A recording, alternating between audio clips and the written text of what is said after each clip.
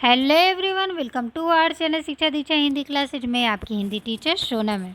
तो आज मैं ये आपकी जो क्लास है बिहार स्टेट पेपर 2 का जो है हिंदी सिलेबस का जो सिलेबस में लगा हुआ जो कहानी है आपका उसने कहा था उस पर आधारित है। उसने कहा था कहानी चंद्रदत्त शर्मा गुलेरी जी द्वारा कृत है और ये कहानी बहुत ही इम्पोर्टेंट है फ्रेंड्स, और आपके एग्ज़ाम में हमेशा इससे प्रश्न पूछा जाता है।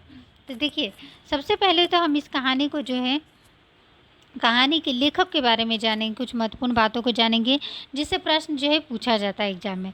फिर कहानी के पात्र को जानेंगे और कहानी पढ़ेंगे। फिर इसी पर आधारित जो है कुछ एमसीक्यू भी प्रश्न करेंगे जिससे एग्जाम में प्रश्न पूछा ही जाएगा और पूछा भी गया है। तो देखिए, चंद्रदत्त शर्मा गुलेरी जी हिंदी साहित्य के प्रमुख कहानीकार हैं और ये कब के हैं तो प्रेमचंद युग के विशिष्ट कहानीकार हैं। इनकी प्रमुख कहानियों में हम 3 कहानी देखते हैं। कौन? 3। इन्होंने 3 कहानियाँ लिखी। कौन कौन सी? सुखमय जीवन, पहला है सुखमय जीवन। दूसरा क्या है? दूसरा है बुद्धू का कांटा। दूसरा क्या है? बुद्धू का कांटा। तीसरा क्या है? उसने कहा था। तीसरा क्या है? उसने कहा था। उसने कहा था जो कहानी है 1915 में प्रकाशित हुई। कब प्रकाशित हुई? 1915 में। और ये जो कहानी है प्रथम विश्व युद्ध के पृष्ठभूमि पर आधारित कहानी है। प्रथम विश्व युद्ध के पृष्ठभूमि पर यह कहानी प्रेम और शौर्य और बलिदान की अद्भुत प्रेम कथा है। इस कहानी में हम देखेंगे प्रेम, शौर्य और बलिदान, ये तीनों को हम इस कहानी में हमें जो है देखते हैं। कहानी के प्रमुख पात्र कौन है? लहना सिंह आपका प्रमुख पात्र है। कहानी का प्रमुख नायक है वीर सिपाही है। सूबेदारनी है नायिका। लहना सिंह के बचपन की प्रेयसी है और हजारा सिंह की पत्नी है। सूबेदार हजारा सिंह। हजारा सिंह सूबेदार है। सूबेदारनी का पति बोधा सिंह सूबेदारनी तथा सूबेदार हजारा सिंह का क्या है? बेटा है वो। और वजीरा सिंह लहना सिंह का मित्र है। कौन है? मित्र, सेना का जो जवान कह सकते हैं। अब जो है हम इस कहानी की ओर चलते हैं फ्रेंड्स। तो चलिए कहानी को जो है पढ़ते हैं। ये देखिए, ये हैं आपके चंद्रदत्त शर्मा गुलेरी जी। देखिए, चंद्रदत्त शर्मा गुलेरी जी का जन्म यहाँ दिया है 7 जुलाई 1883 में। गुलेर नामक गांव में इनका जन्म हुआ था, इसलिए गुलेरी जो है देखिए, इसका मूल निवास कहाँ है? इनका मूल निवास इनका गुलेर है, इसलिए इनको गुलेरी कहा जाता है। आगे चलते हैं। पंडित इनके शिवराम पिताजी हैं। अच्छा, अभी हम लोगों ने पढ़ा इनकी प्रमुख कहानी में सुखमय जीवन, बुद्धू का कांटा और उसने कहा था। महत्वपूर्ण कहानी है, एकदम याद कर लेंगे फ्रेंड्स, एग्जाम प्रश्न पूछा ही जाएगा। कछुआ धर्म और मारेसी मोही कठाव, ये क्या है? इनके प्रमुख निबंध। ये दोनों निबंध को याद कर लीजिए, इससे क्वेश्चन आते ही आते हैं। ये देखिए, आगे चलते हैं फ्रेंड्स। गुलेरी जी ने, देखिए यहाँ भी लिखा हुआ है, गुलेरी जी ने कुल 3 ही कहानियाँ लिखी है और इन्हीं के बल पर एक कहानीकार के रूप में हिंदी में अमर हो गए। उसने कहा तो जो कहानी है ये कहानी अमर रचना है इनकी। हिंदी कहानी के विकास में ये मील का पत्थर मानी जाती है। ठीक है, मील का पत्थर मानी जाती है। देखिए, कहानी कहाँ से स्टार्ट होता है? कहानी अमृतसर के भीड़ भरे बाजार में शुरू होती है, जहाँ 12 वर्ष का लड़का लहना सिंह 8 वर्ष की लड़की है। देखिए, लहना सिंह कितना साल का है? 12। कितना साल का? 12 साल का। लहना सिंह कितना साल का है? 12 साल का। याद रखेंगे, 12 साल का लड़का है और लड़की जो 8 वर्ष की है। कितनी? 8 वर्ष की। 8 वर्ष की एक लड़की को तांगे के नीचे आने से बचाता है। कौन बचाता है? लहना सिंह बचाता है।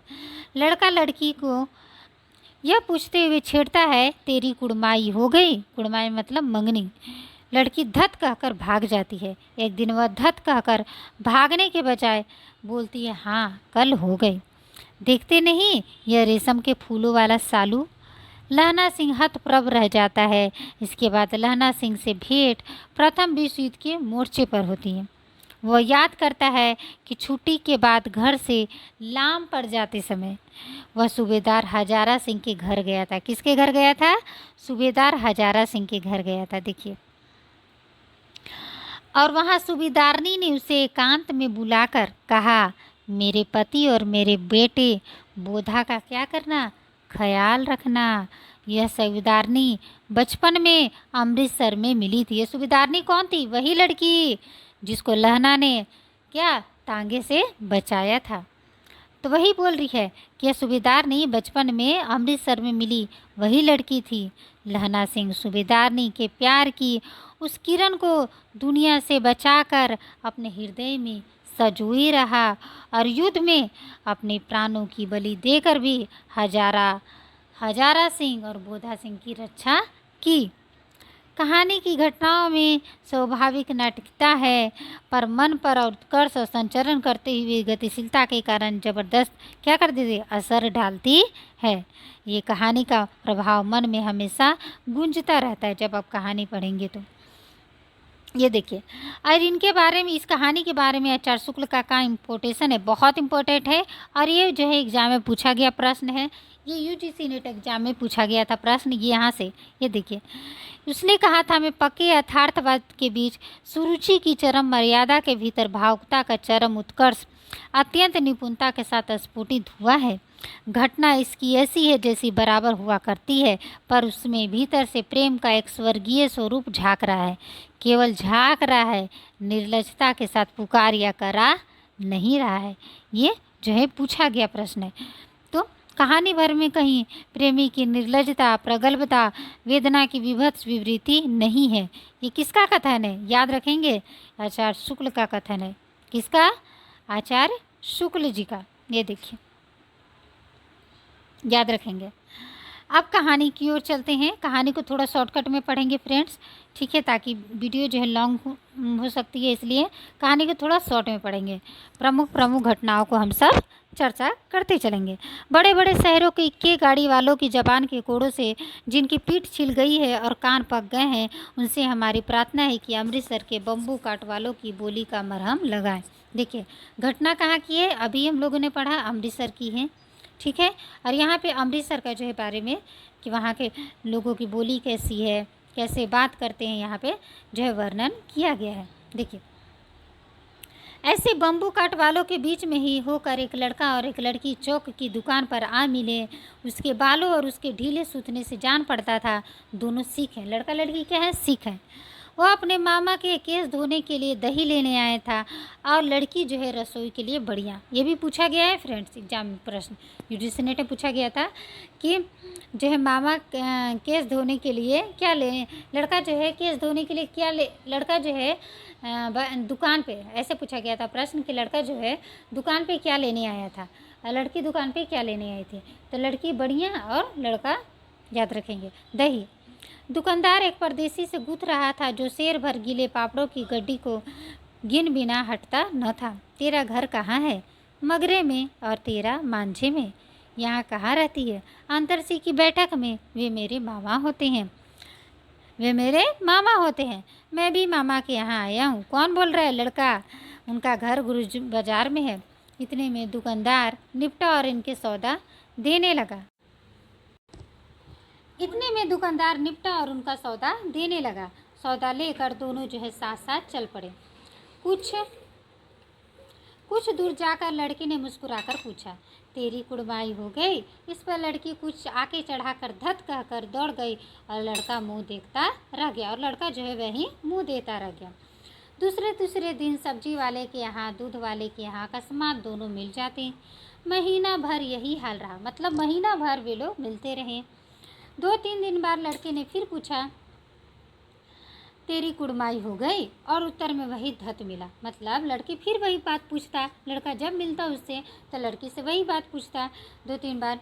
एक दिन जब वह फिर लड़के ने वैसे ही हंसी में चिढ़ाने के लिए पूछा, तब लड़की लड़के की संभावना के विरुद्ध बोली, हाँ हो गई। कब?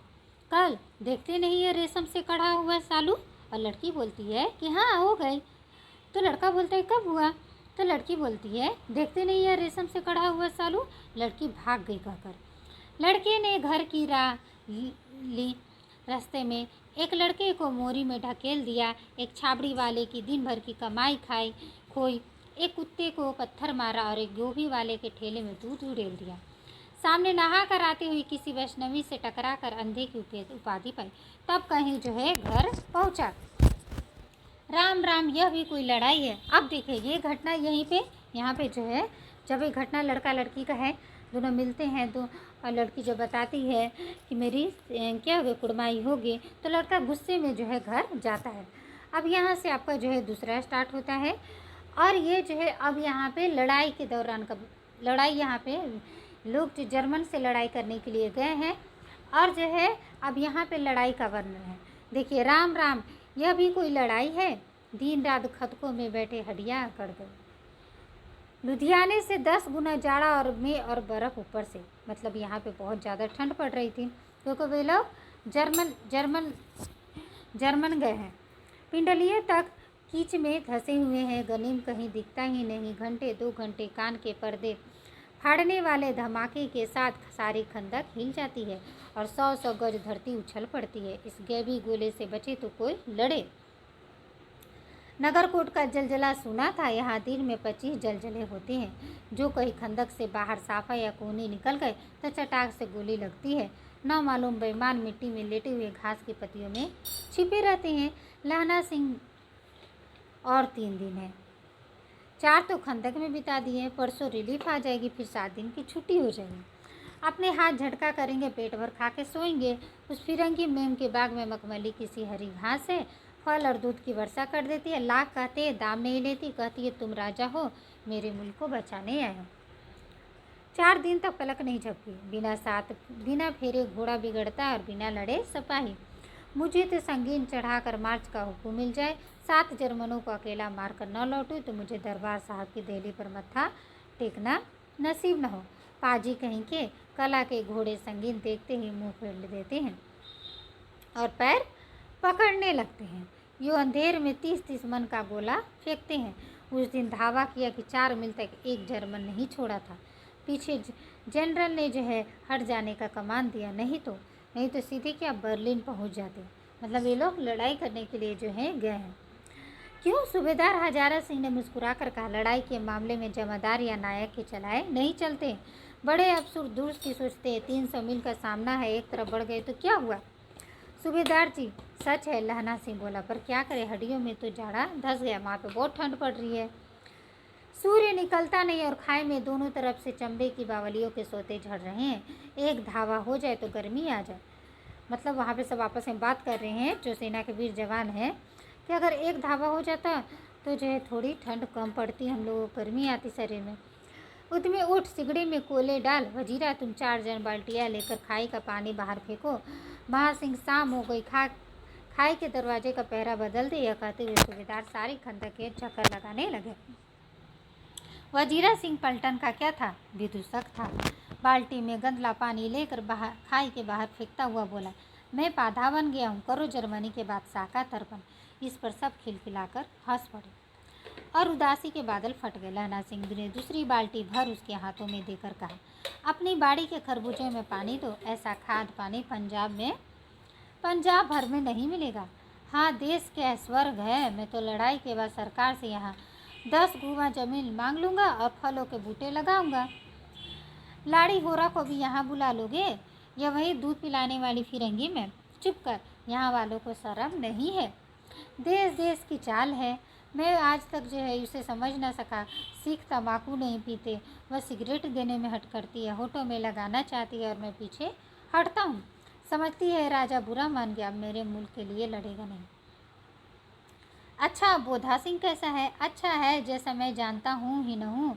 रात भर तुम अपने दोनों कंबल उसे उड़ाते हो और आप जो है सिगड़ी के सहारे गुजर करते हो। उसके पहरे पर आप पहरा देते हो। मतलब बोधा सिंह बहुत बीमार है और ये लोग उसे जो है अपने कंबल दे देते हैं। तो वही यहाँ पे जो है जिक्र किया गया है। जाड़ा क्या है, मौत है। निमोनिया से मरने वालों को मुरब्बे नहीं मिला करते। वहाँ पे बहुत ज़्यादा ठंड पड़ रही है। मेरा डर मत करो, मैं तो बुलेल की खड़ के किनारे मरूंगा।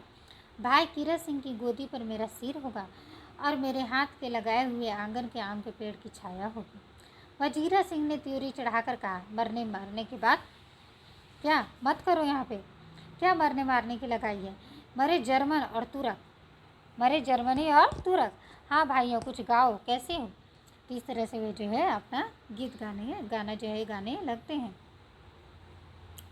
देखिए, कौन जानता था दाढ़ियों वाले घरबारी सिंह कैसे लुच्चे का गीत गाएंगे, पर सारी खंदक गीत से गूंज उठी और सिपाही फिर ताजे हो गए, मानो 4 दिन से सोते और मौज ही करते रहो। दोपहर बीत गई थी।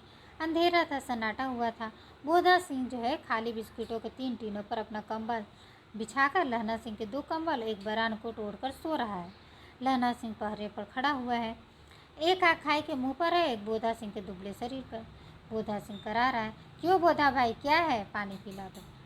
लहना सिंह ने कटोरा उसके मुंह से लगाकर पूछा, कहो कैसा है। पानी पीकर बोधा बोला, कब का पेट छूट रही है, रोम रोम में तार दौड़ रहे, दांत बज रहे हैं। तो लो मेरा जर्सी पहन लो। और तुम, मेरे पास सिगड़ी है, मुझे गर्म लगती है, पसीना आ रहा है। ना ना, मैं नहीं पहनता, 4 दिन से तुम मेरे लिए इतना कर रहे हो। हाँ, याद आ गई, मेरे पास दूसरी गर्म जर्सी है, आज ही सवेरे आई है, विलायत से मैंने बुन कर भेजी है, गुरु उनका भला करे। यो कहकर लहना ने अपना कोट उतार कर और जो है जर्सी उतारने लगा। सच कहते हो और नहीं तो क्या झूठ। यो कहकर ना ही करते बोधा को उसने जबरदस्ती करके जर्सी पहना दी और खाकी कोट जीन का कुर्ता भर पहने पर आ खड़ा हुआ। मेम की जर्सी कथा केवल कथा है, मतलब कहने का तात्पर्य है कि लहना सिंह को झूठ बोल रहा था कि मेम की जर्सी मेरे पास है, वो बोधा सिंह को पहनाने के लिए। आधा घंटा बीत गया, इतने में खाई के मुंह से आवाज़ है, सूबेदार हजारा सिंह। कौन, पलटन साहब, हुकुम हुजूर, कहकर सूबेदार तन कर फौजी सलाम करके सामने हुआ। देखो इसी दम धावा करना होगा। मील भर की दूरी पर कोने में जो है एक जर्मन खाई है, उसमें 50 से ज़्यादा जर्मन नहीं है। इन पेड़ों के नीचे नीचे 2 खेत काट का रास्ता है, 3-4 घुमाव है, जहाँ पेड़ मोड़ है वहाँ 15 जवान खड़े कर आए हूँ। तुम यहाँ 10 आदमी छोड़कर सबको साथ ले चलो, खंदक छीन कर वहीं, जब तक दूसरा हुक्म न मिले डटे रहो, हम यहाँ रहेगा। जो हुक्म। चुपचाप सब तैयार हो गए। बोधा भी कंबल उतार कर झलने लगा। तब लहना सिंह ने उसे रोका। लहना सिंह आगे हुआ बोधा के बाप। सूबेदार ने उंगली से बोधा के इशारा किया। लहना सिंह समझकर चुप हो गया। पूछे 10 आदमी कौन रहे। इस पर बड़ी क्या हुज्जत हुई, मैंने बहुत वाद विवाद हुआ। कोई रहना न चाहता था। समझा बुझाकर सूबेदार ने मार्च किया। लेफ्टिनेंट साहब लहना की सीढ़ी के पास मुंह फेर कर खड़े हो गए और जेब से जो है सिगरेट निकाल कर सुलगाने लगे। 10 मिनट बाद उन्होंने लहना के हाथ बढ़ाकर कहा, लो तुम भी पियो। आंख मारते लहना सिंह समझ गए। मुंह का भाव छिपाकर बोला, लाओ साहब। आगे हाथ आगे करते उसने सिगड़ी के उजाले में साहब का मुंह देखा, बाल देखे, तब उसका माथा ठनका। लेफ्टिनेंट साहब के पटियों वाले बाल एक दिन कहाँ उड़ गए और उनकी जगह कैदियों के से बाल कटे हुए कहाँ आ गए। शायद साहब शराब पिए हुए हैं और उन्हें बाल कटवाने का क्या हो गया, मौका मिल गया। लहना सिंह जांचना चाहा। लेफ्टिनेंट साहब 5 वर्ष से उसके रेजिमेंट में थे। क्यों साहब, हम लोग हिंदुस्तान कब जाएंगे, लड़ाई ख़त्म होने पर। क्यों, यह देश पसंद नहीं।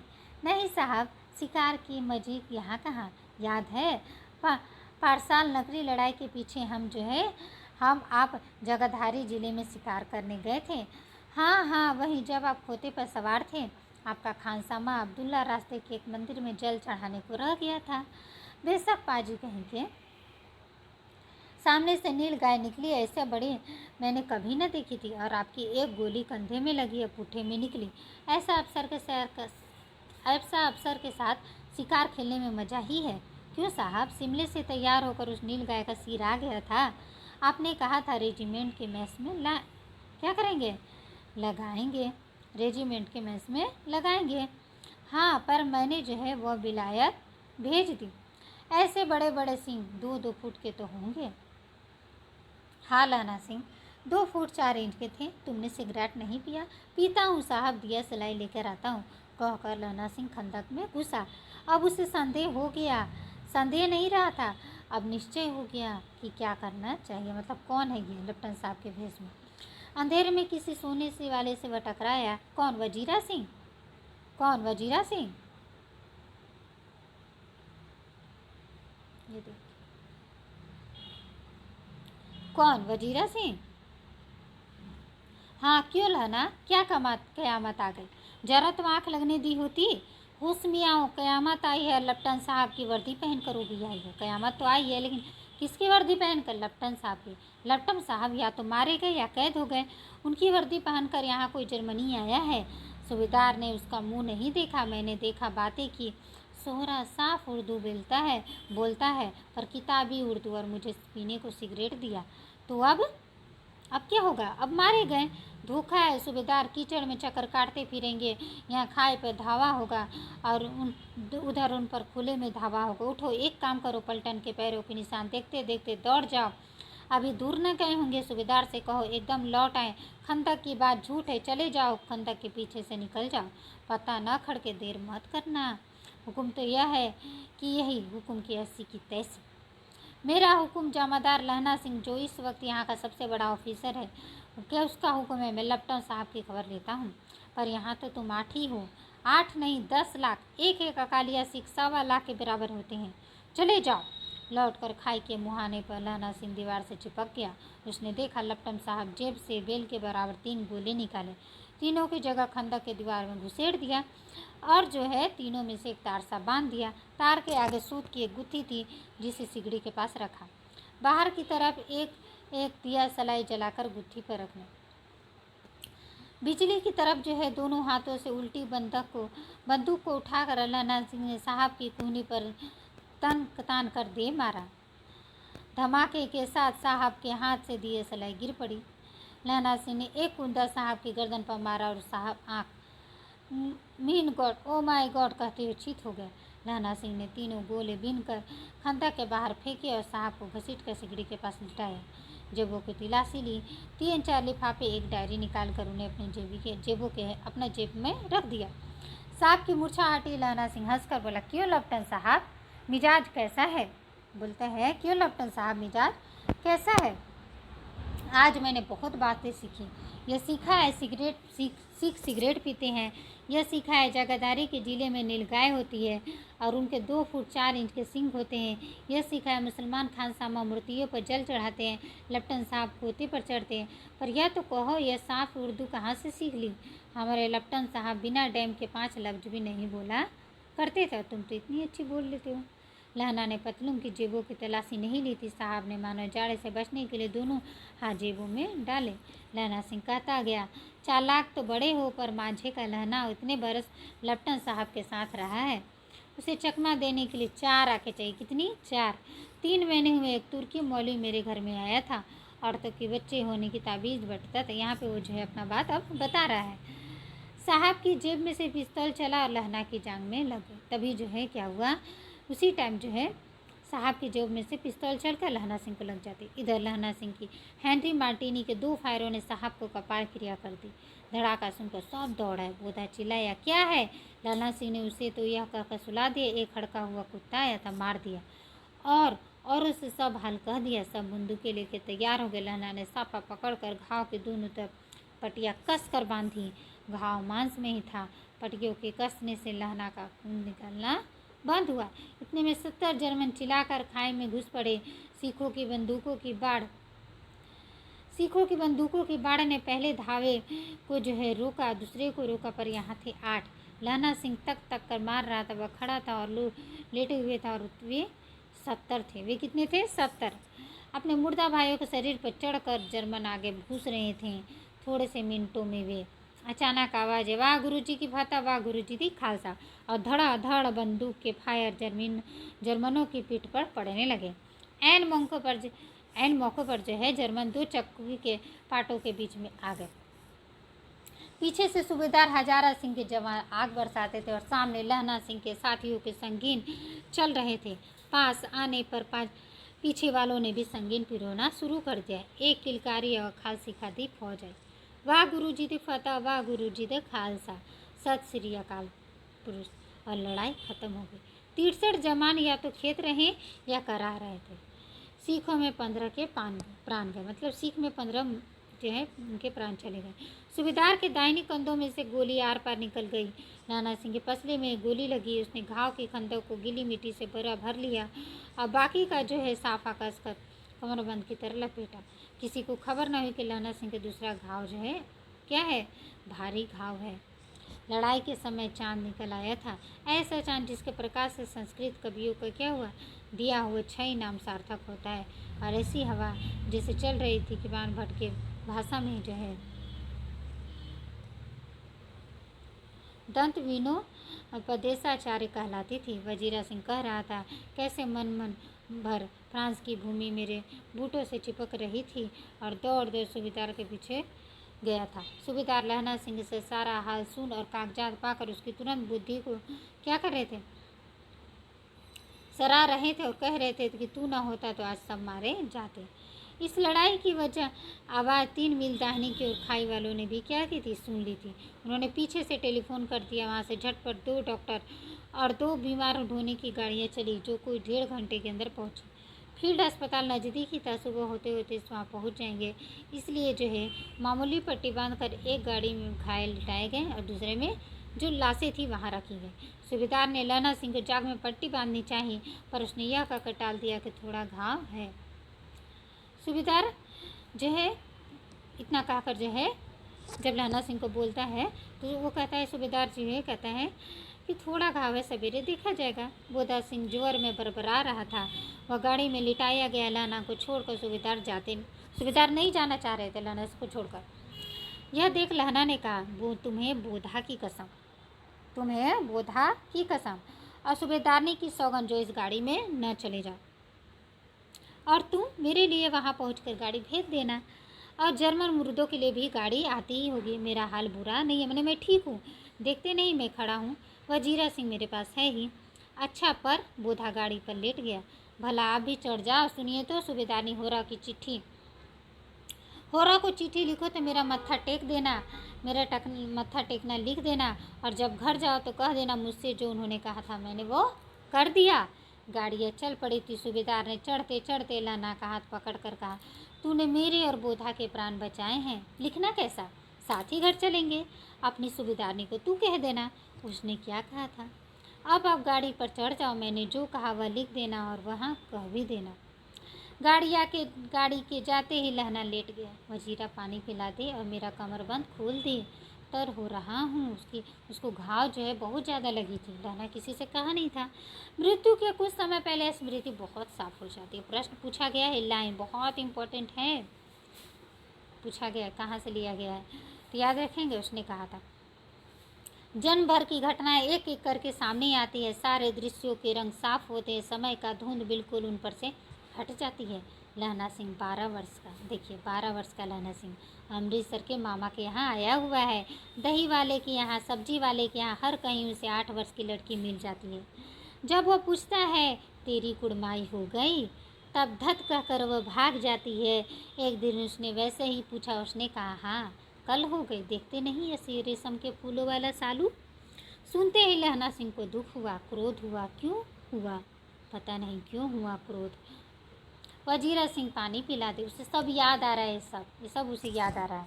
25 वर्ष बीत गए, देखिए 25 वर्ष बीत गए। अब वह लहना सिंह जो है नंबर 77 राइफल्स में जमादार हो गया है। अब वो क्या हो गया है, लहना सिंह छोटा बालक था, वो जमादार हो गया है। उस 8 वर्ष की कन्या का ध्यान ही न रहा, न मालूम वो कभी मिली थी या नहीं। 7 दिन की छुट्टी लेकर जमीन के मुकदमे की पैरवी करने वह घर गया था। वहाँ रेजिमेंट के अफसर की चिट्ठी मिली, फौज लाम घर जाती है, फौज लाम पड़ जाती है, फौरन चले आओ। साथ ही सूबेदार हजारा सिंह की चिट्ठी मिली, मैं और बोधा सिंह भी लाम पर जाती हैं, लौटते समय हमारे घर होते आना, साथ चलेंगे। सूबेदार का गांव रास्ते में पड़ता था और सूबेदार उसे बहुत चाहता था। लहना सिंह सूबेदार के यहाँ पहुँचा। जब चलने लगे तब सूबेदार बेड़े से निकल कर आया। बोला, लहना सूबेदारनी तुमको जानती है, बुलाती है, जा मिला। लहना सिंह भीतर पहुँचा। सूबेदारनी मुझे जानती है, कब से? रेजिमेंट के क्वार्टरों में तो कभी सूबेदार के घर के लोग नहीं रहे। दरवाजे पर जाकर मत्था टेकना चाहा, आशीष सुनी। लहना सिंह चुप है। मुझे पहचाना नहीं, तेरी कुड़माई हो गई, धत कल हो गई, देखते नहीं रेशमी बूटों वाला सालू अमृतसर में।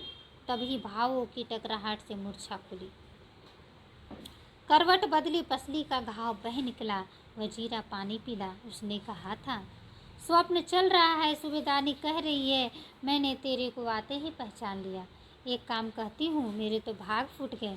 सरकार ने बहादुरी का खिताब दिया है, लायलपुर में ज़मीन दी है, आज नमक हलाली का मौका आया है। पर सरकार ने हम तिमियों की घगरिया पलटन क्यों न बना दी, जो मैं भी सूबेदार जी के साथ चली जाती। एक बेटा है, फौज में भर्ती हुए 1 वर्ष हुआ है, उसके पीछे 4 और हुए, पर एक भी न जिया। सूबेदार ने रोने लगी। अब दोनों जाते हैं मेरे भाग। तुम्हें याद है एक दिन टांगे वाला का घोड़ा दही वाले की दुकान के पास बिगड़ गया था। तुमने उस दिन मेरे प्राण बचाए थे। आप घोड़ों की लातों में चले गए थे और मुझे उठाकर दुकान के तख्त पर खड़ा कर दिया था। ऐसे ही इन दोनों को बचाना। सूबेदार नहीं बोलती है, जैसे तुमने उस दिन मेरा जान को बचाया था, इसी तरह तुम जो है इन दोनों को बचाना। और यह मेरी भिक्षा है, मैं तुम्हारे आगे आंचल पसारती हूँ कि तुम बोधा सिंह और हजारा सिंह की क्या करना, हिफाजत करना। रोती रोती सूबेदार ने योगरी में चली गई। लहना भी आंसू पोंछता हुआ बाहर आया। वजीरा सिंह पानी पिला दे, उसने कहा था। किसने? उसने कहा था। लहना सिंह का सिर अपनी गोद में रखे वजीरा सिंह बैठा है, जब मांगता है तब पानी पिला देता है। आधे घंटे तक लहना चुप रहा, फिर बोला, कौन? कीरा सिंह? वजीरा ने कुछ समझकर कहा, हाँ। हाँ क्या कहता है? हाँ भैया, मुझे और ऊंचा कर ले, अपने पट पर मेरा सिर रख ले। वजीरा ने वैसा ही किया। हाँ अब ठीक है, पानी पिला दे बस। अब के हाड़ में यह आम खूब पकेगा, खूब फलेगा। चाचा भतीजा दोनों यहीं बैठकर आम खाना। जितना बड़ा तेरा भतीजा है उतना ही यह आम है। जिस महीने उसका जन्म हुआ था उसी महीने मैंने इसे लगाया था। वजीरा सिंह के आंसू टपक टप टप टप टपक रहे थे। कुछ दिन पीछे लोगों ने अखबारों में पढ़ा, फ्रांस और बेल्जियम 68वीं सूची मैदान में घाव से मरा, नंबर 77 सिख राइफल जमादार लहना सिंह की मृत्यु हो जाती है। तो ये था आपका कहानी चंद्रधर शर्मा गुलेरी जी का, उसने कहा था। और अब इसी पर आधारित जो है हम कुछ महत्वपूर्ण प्रश्नोत्तरी करेंगे फ्रेंड्स, जो आपके एग्ज़ाम में पूछा गया ये प्रश्न है इससे। और ये जो है एग्ज़ाम में पूछा भी गया है और जो है बहुत इम्पोर्टेंट है। तो चलिए बताइए, पहला प्रश्न देखिए, आरंभिक कहानियों में सर्वप्रथम फ्लैशबैक शैली का प्रयोग किस कहानीकार ने किया है? तो सही आंसर क्या होगा? मैं डायरेक्ट आंसर की ओर चलती हूँ फ्रेंड, चंद्रधर शर्मा गुलेरी जी। किसने किया है? चंद्रधर शर्मा गुलेरी जी। जर्मन लप्टन सिंह को किसने मार गिराया? ये है आपके लहना सिंह। कौन है? लहना सिंह। ए नंबर। तेरी कुड़माई हो गई, वाक्य में कुड़माई का अर्थ क्या है? सगाई। क्या? सगाई। ये देखिए सगाई। ए नंबर। कहानी के आरंभ में लड़का लड़की कहाँ मिलते हैं? अमृतसर के चौक में। कहाँ मिलते हैं? अमृतसर के चौक में। सही आंसर हो जाएगा बी नंबर। लड़की क्या लेने के लिए दुकान पर लड़का क्या लेने के लिए दुकान पर आया था? सही आंसर आपका हो जाएगा दही लेने के लिए। लड़की क्या लेने के लिए दुकान पर आई थी? बढ़िया। लहना सिंह सेना में किस रूप में जाना जाता था? तो चलिए बताइए, इसका नंबर क्या होगा? 77 नंबर, राइफल्स जमादार लहना सिंह। ठीक है, ये देखिए सही आंसर क्या हो जाएगा? 77 सिख राइफल्स ना, जमादार लहना सिंह। सही आंसर आपका सी हो जाएगा। गुलेरी जी ने अपने जीवन काल में कुल कितनी कहानियाँ लिखी? 3 कहानियाँ लिखी। पूछा गया प्रश्न है, बहुत इंपॉर्टेंट है फ्रेंड्स। तो ये रही आज की आपकी क्लास, जो उसने कहा था कहानी पे आधारित थी। और ये क्लास आपको कैसी लगी मुझे कमेंट में ज़रूर बताएं फ्रेंड्स। अगर अच्छी लगी हो तो प्लीज़ मेरे चैनल को सब्सक्राइब कर लें। अगर आप नए आए हुए हैं तो चैनल को सब्सक्राइब कर लें, ताकि आगे आने वाली वीडियो की नोटिफिकेशन आपको मिलती रहे। अपने दोस्तों के साथ ज़रूर शेयर करें फ्रेंड्स, ताकि मैं जो है और जो है आपके लिए अच्छे से अच्छे आपके लिए कंटेंट ला सकूं। और प्लीज़ फ्रेंड्स आप इसे शेयर करें और लाइक करें और जो है सब्सक्राइब करें। तो मिलते हैं फ्रेंड्स नए वीडियो में नए टॉपिक के साथ। Thank you everyone.